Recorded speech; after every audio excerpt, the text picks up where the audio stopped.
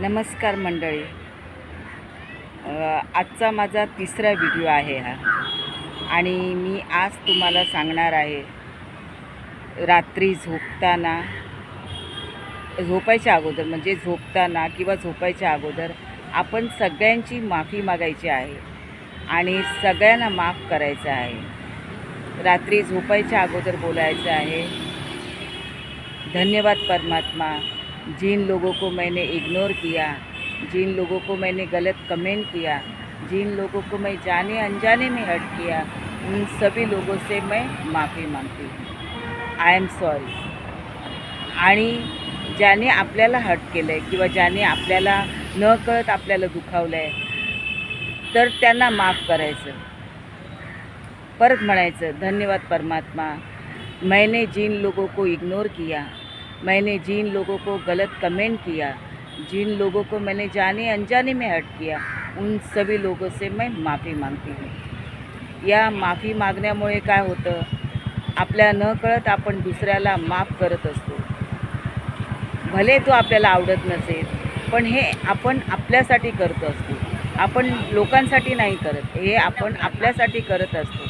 आणि म्हणूनच आणि हे कसं आहे की आपण जर दुसऱ्याला माफ केलं तर त्याच्यामध्ये आणि आपल्यामध्ये जे काही गैरसमज असतील, जे काही भांडणं असतील, की जे काही त्यांच्या आणि आपल्यामध्ये मतभेद असतील, ते सगळे नाहीसे होतात. कारण आपण त्यांची माफी मागितलेली असते आणि त्यांना आपण माफ केलेलं असतं. म्हणून रात्री झोपताना बोला, धन्यवाद परमात्मा, जिन लोगों को मैंने इग्नोर किया, जिन लोगों को मैंने गलत कमेंट किया, जिन लोगों को मैंने जाने अनजाने में हर्ट किया, उन सभी लोगों से मैं माफ़ी मांगती हूँ और उनको सभी लोगों को मैं माफ़ करती हूँ. ह्या बोलण्याने बघा तुम्हाला तुमच्यामध्ये किती फरक होईल. ज्याच्याबद्दल आपल्या मनामध्ये राग आहे किंवा ज्याला आपल्याबद्दल राग आहे, ते सगळी लोक हळूहळू आपल्याशी चांगली वागायला लागतील आणि आपणही त्याच्यामुळे त्यांच्याशी चांगले आपण त्यांच्याशी चांगले वागायला लागू.